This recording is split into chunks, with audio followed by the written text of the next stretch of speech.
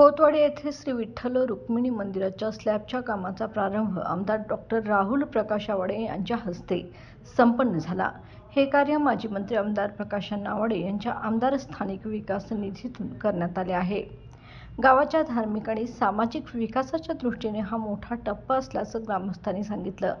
यावेळी सरपंच, उपसरपंच, ग्रामपंचायत सदस्य, संस्थांचे पदाधिकारी व ग्रामस्थांनी याप्रसंगी मोठ्या संख्येने उपस्थित राहून आनंद व्यक्त केला।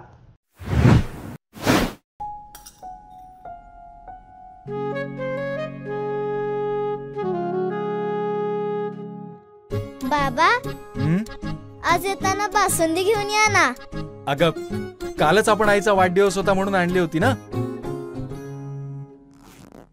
ऐकलं, गोकुळची बासुंदी पुन्हा खावीशी वाटतेय। खरं सांगू, मलाही खावीशी वाटतेय। पुन्हा पुन्हा खावीशी वाटणारी गोकुळ बासुंदी।